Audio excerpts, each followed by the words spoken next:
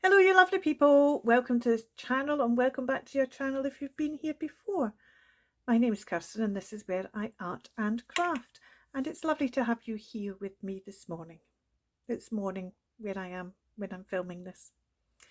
Today is Monday, so that's index card a day, which is 61 days with Daisy Yellow Art even. And there's a link down below. And she gives us prompts in weekly batches, and I was conscious last week I was struggling a bit, and part of it was I'm just reaching get one, I had an index card in front of me again, and I was starting with this same substrate that I'd been looking at for the last, what was it that time, well, let's say 42 days, 40 days, and I was really kind of getting quite tired just even before I started thinking about what I was going to do in seeing this index card. So what I have done for this week, and whether I'll do it for this week only or for the rest of the 61 days, I think I started thinking it was only 30 days.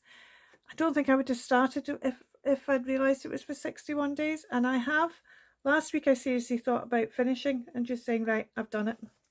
And then I thought, Kirsten, you've done this, look far, finish it. So I'm going to finish it. But I decided that what I would do is, this is just, there's lots of these papers that are just plain in this magazine, just sheets of colour. And so I've taken 3 of the sheets, white, a kind of peachy colour, and this bluey colour, and I have covered them very roughly. I just stuck them down and then tore roughly them off round the edge. And so I've got 3 of this colour, this kind of, well, it's a kind of orangey buffy colour, 3 of the white and 1 of the blue. And I'm going to use them this week as my substrate. And I covered them, shuffled them round, put them around, and it worked out that on Saturday I was with a white background. And Saturday the word was fragile, and I found this woman in a bubble reading her book, and I thought, oh, that's kind of fragile. And the make time for yourself is about, if we make time for ourselves, then the fragility of things can sometimes, it's easier to protect ourselves from the dangerous things, because the fragility becomes a bit more secure and stable. So I was trying to kind of do that, and I was about to stick that down. I just felt there's something missing. So this card is actually today's card. I haven't stuck them down at all, because what I then did is I went and got out my crackle paste, and you shouldn't use crackle paste on something like that's as you need to use crackle paste really on something that's firm and flat, because it's, as it cracks, it's just pulling it up. But it takes 2 to 3 days to set and crack. And so we now have a set and cracked. So what I'm trying to do is demonstrate that this bubble, as fragile as it is, actually can sometimes be a protection from the cracking that goes on round about. That's the idea anyway. But I've not finished this yet, and it'll need to go and dry again in a minute. Oh, that bit's come off. No, it hasn't. I thought that bit come off. Trying to kind of straighten it out a wee bit. I've lost a little tiny bit there, but that's okay. If any of the big bits fall off, I suppose I could always just glue them back on again, but that hasn't happened as yet. But what I want to do now is I want to just try and emphasize these cracks. So in here I have a bit of water and a bit of watercolor ink, and I'm just going to spray this on here. And what I'm hoping is going to happen is it will go down into the cracks and make the cracks stand out a bit more. Oh, yeah. I need to make sure I don't wet the card so much that just all seeps through the back. And it was a bit silly not putting down a cloth before doing that. And I'm also conscious that I haven't actually used, I've used quite a weak solution of that spray, but that's because I didn't want it to be, I wanted it to show more in the cracks than anything else. It was about trying to make the cracks stand out a bit more, and I'm not convinced that's really worked. I think what I might do is I might just get, well, maybe I'll get a different colour. What's this? This is the blue, and now that's wet, I might just put a drop on there and hope it goes through the cracks. It has gone into the thing, but it is also, can you see how it's going through the cracks? I might end up now putting that on this side. I don't know how far it's going to get along those cracks, and I don't know how much it's going to maybe soak into the, oh, you can see it going right along here. But does it matter that that's not, that's now a big blob? I wonder how far this is going to travel. It is travelling quite a bit on the texture paste as well. Maybe let's add some orange as well. Let's put an orange, smaller orange drop down there. It's not spreading to the same extent at all. Let's try a bit of the green. Let's try. This blue's come all the way over here now. This blue's doing beautiful work. Let's just put a wee drop of green there. Now you see, and straight away the green's doing the right thing. It's because I didn't spread it. Alizarin crimson, and it's actually ultramarine red violet. And we've put a bit of green down. Let's use those ones. So let's put a bit of ultramarine red violet down. Put it down here. Oh, immediately that one went spreading. It's clear some of them spread easier than others, isn't it? Let's put, but look at this, this is, loving how this is all going, because actually this hasn't, the green hasn't spread as much as the blue did. Let's put a little bit of this in here. Drop, that's better. Needs to be enough to send it along the veins. So let's try a wee bit more of the green. Oh, this is the other green. Well, I don't think that matters. Let's just do it anyway. This has turned into a bit of mixed media experimentation. There we go. Let's see what happens with that. I'm hoping something spreads into this one here. We've got a bit of blue. I'm hoping maybe some of the purple, maybe the green will go over that way a bit. I'm sad that the orange isn't doing a lot. See, look, and you see how the yellow ochre is, everything's down the bottom. And I think there's some yellow ochre in that orange, which is why it's reacting differently to the other one. The raw sienna, which is kind of browny rather than the yellow. But I don't have a yellow.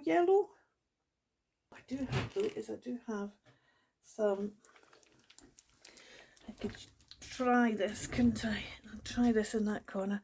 This is Fluid Acrylic by Golden. It's the Nickel Azo Yellow, which is absolutely fabulous. Up here. Doesn't look gold there, and it might be because it's gold, it's not going to work very well. But we'll see, because it's a fluid acrylic. I'm hoping it will just flow into the cracks quite nicely. Okay, I think what I'm going to do, this is a bit of an experiment. I quite like how it's going so far, But I think what I'm going to do is I'm going to put this aside. Now, that was Saturday. So Saturday, clearly, I went off-piste a wee bit. I did still have my bits from the magazine. On Sunday, I went totally off-piste with Seashell, and I've used the word is from the magazine, the lettering's from the magazine, but nothing else is. And it was seashell, and I stamped and embossed some seashells. I then stamped on some Japanese wave stamps. I then got my white Posca out and just highlighted some of the wave bits. And then this was a misquote from John Mansfield's I Must Go Down to the Sea Again. There was Lonely Sea in the Skies, you know the one I mean. And so I did it Must Go Down to the Seashell Again. Yeah. So that's that one. And today's is plum. And I haven't got a clue, to tell you the truth. So let's have a look through the magazine and see plum. Plum is a fruit, plum is a colour.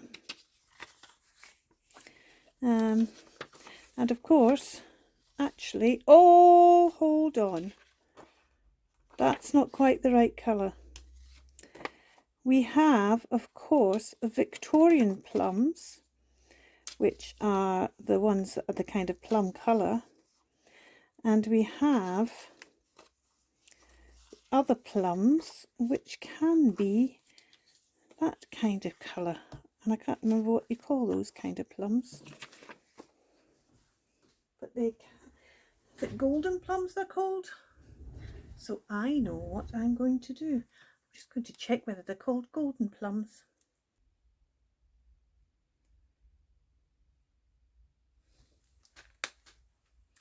Yes, I've checked. They're called golden plums, which is what I thought. So let's just, with my velvet cutting scissors,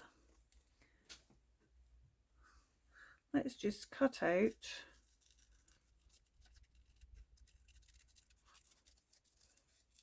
plum. Let's cut another one out.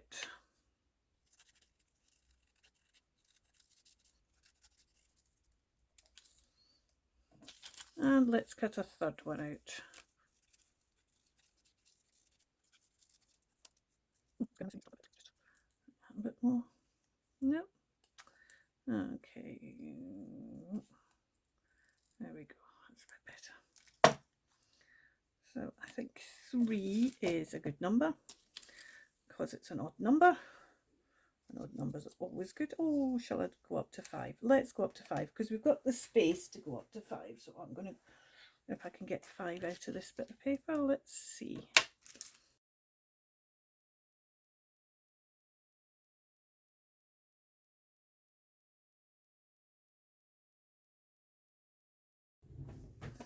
And let's ink them up.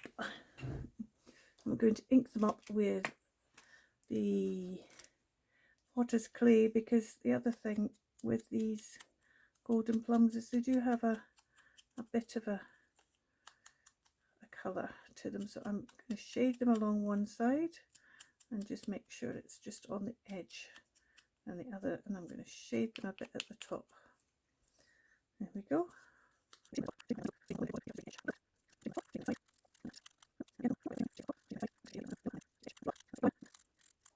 Now, while golden plums are around and relatively popular in this country, I think Victoria plums are still probably the most popular one, which is a kind of multi-purpose plum that you can use for cooking or drying, and you can actually just eat raw as well. And Victoria plums were, I just want to get these in a kind of order here, were named after Queen Victoria. Let's put that there and that there. So we've got those 5 like that, those 4 like that, and then we've got this bigger one, but they'll just put slightly separately. I'm going to stick them down because I've got another plan.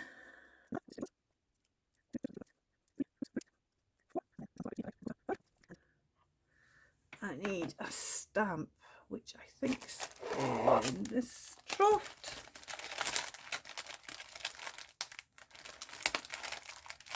Indeed it is. Stamp pad. So these are Victoria plums. These are not Victoria plums, these are golden plums. But we're going to have a golden plum that has, that bigger one is going to have a crown. So, gold ink.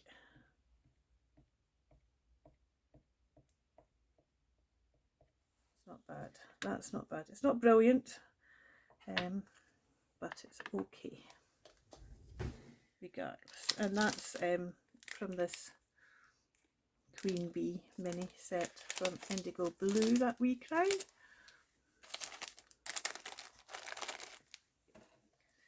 There's a bit of brown just to give this some grounding.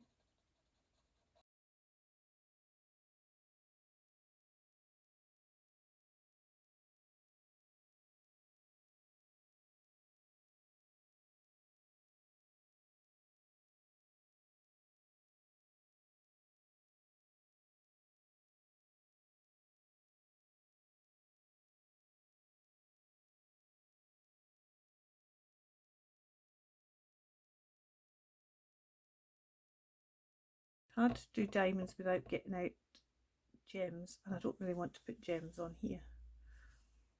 I think we'll leave it at that. As tempted as I am to get out the gems and put, oh wait a second, I know what to do, because I've got something sitting here from something else. I need to wait till this is dried. Is that dry? Yeah. I'm going to get my embossing pen. Just do a little circle, and then I have sitting here some of this fabulous stuff, which is hieroglyphic embossing powder. Just put that on there. Although it has also turned a bit kind of grey as well. Must have had a reaction with the gold pen. But never mind. It's now got a bit of a shiny on the top.